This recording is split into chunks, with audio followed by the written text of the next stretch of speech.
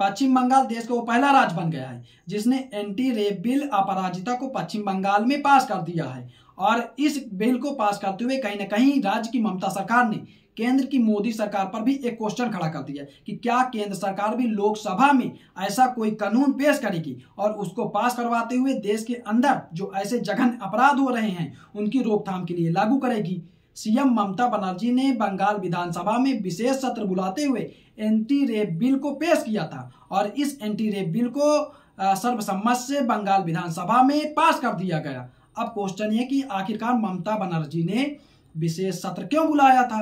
तो ममता बनर्जी ने विशेष सत्र इसलिए बुलाया था जो अभी बंगाल के कोलकाता के आरजीकर मेडिकल कॉलेज में पिछले दिनों एक ट्रेनिंग डॉक्टर के साथ रेप और हत्या का मामला हुआ था, उसी को लेकर के विशेष सत्र बुलाया गया था और उस विशेष सत्र में अपराजिता कानून को पास कर दिया गया। इस कानून के अंदर क्या क्या प्रावधान होने वाले हैं?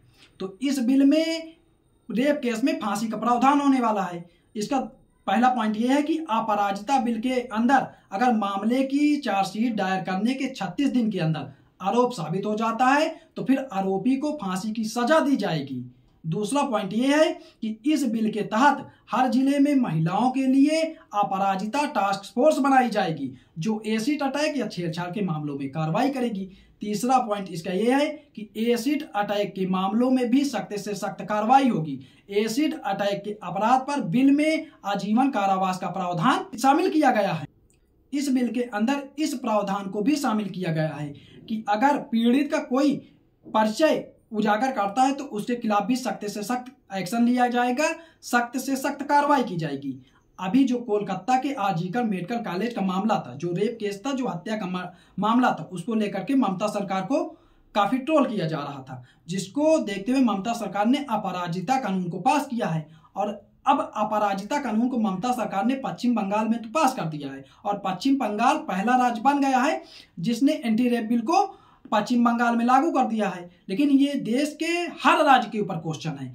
यह सबसे बड़ी बात यह है कि यह केंद्र गवर्नमेंट पर भी एक क्वेश्चन मार्क खड़ा करता है कि क्या केंद्र गवर्नमेंट भी अब देरी न करते हुए अपराजिता के जैसे कोई कानून संसद भवन में पेश करेगी, लोकसभा में पेश करेगी और उसको पास करवाएगी और देश के अंदर जो ऐसे कुख्यात जघन्य अपराध हो रहे हैं उनकी रोकथाम के लिए लागू करेगी और देश के अंदर रेप जैसे, एसिड अटैक जैसे मामलों में सख्त से सख्त लॉ ला करके सख्त से सख्त कार्रवाई का प्रावधान करेगी।